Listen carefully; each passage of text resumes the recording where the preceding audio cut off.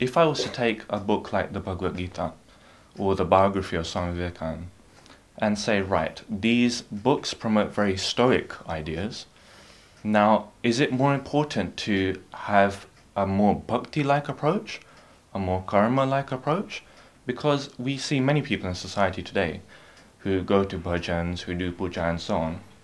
But from my point of view, they're just followers of God, but they're not necessarily listening to God. What is your thought on that? This religion that we come from is so broad and so magnanimous. It gives us, if you like, different prescriptions depending on our own temperament of how to relate to God or how to turn this religious idea into practice. It gives us tremendous freedom. It recognizes our own individual approach on these issues and gives us the freedom to adopt the method that suits our own temperament. So suppose I meet a very elderly person, perhaps highly devout, but not able to really become active in society like Vivekananda and do wander all over the world and do lectures or whatever.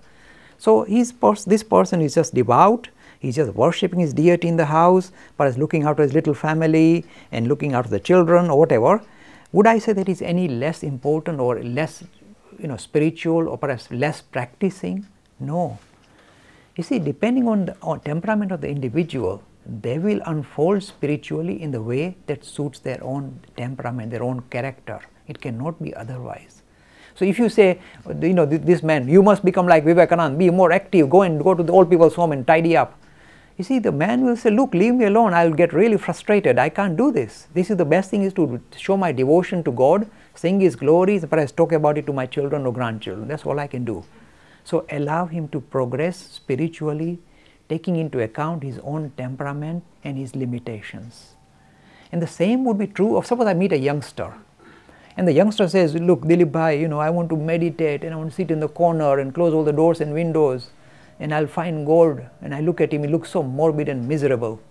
And I have to tell him, look, I think you better open the door and window and go out and play football, because I think this religion is not really doing much good to you.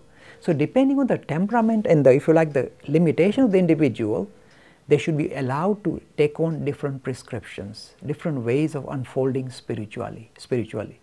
So let it be. Do not impose one particular prescription that fits everybody. So if you went to Dr. Kaka and suppose he started giving the same prescription to everybody who came, there will be a real problem. So you look at the person, what have you got, headache? Okay, aspirin. So depending on the disease of the individual, or if you like the requirement of the individual, you give him different prescription. And this marvelous religion that we come from has allowed us this freedom. It doesn't impose one particular rule that fits Tom, Dick and Harry. It is open. Depending on you and your circumstances, you can practice religion accordingly. And you see, the Bhagavad Gita that Kandav just mentioned is perhaps one of the best comprehensive tools the Hindus have to decide. It gives you all these various approaches. It says Bhakti Marg, Karma Marg, Gnana Marg, Raj Yoga. It gives you all this variety of different approaches and reconciles all of them, ties them all together, saying that even though they appear different, they are really leading to the same destination. So in this one textbook, you explore this variety of different prescriptions suited to different temperaments, put together and tied up, reconciled. So in a way, Bhagavad Gita, by looking, have you noticed, some people will focus on that part of Bhagavad Gita that talks of bhakti. And they say bhakti is the best way. Krishna says bhakti, because in the bhakti mark, Krishna will say bhakti is the best thing, you come straight to me. It's a fast track to me. And when you look at Gnan Yoga, Krishna says Gnan Yoga is the one, the real one. So you say, oh, this is for me. So depending on your temperament, you will pick up the parts of the Bhagavad Gita that will suit your temperament and say this is the right part of Bhagavad Gita. So you will focus on those verses and those chapters that focus on bhakti or Gnan or karma or Raj Yoga. So be it. And again, our religion says it's not necessary that you just choose one. You say, okay, I would really nail my colors to this mast and I must just be a bhakta. He says you can mix and match. We have characters, like, don't you see, when you are given food, suppose you are given just one piece of item to eat, you'll get really fed up. So you have a little bit of curry and a little bit of pickles and you have all this. In the same way, the prescription you use to practice religion is also varied. And you can mix and match. You can have a little bit of bhakti, a little bit of karma, a little bit of gnan, depending on your temperament. So some are very strongly bhakti marg oriented, some are very strongly active by nature. They like activity, like Kandav here. He likes to be active in society, do something for the youngsters, get them together, do this lovely thing called the Hindu experience recently.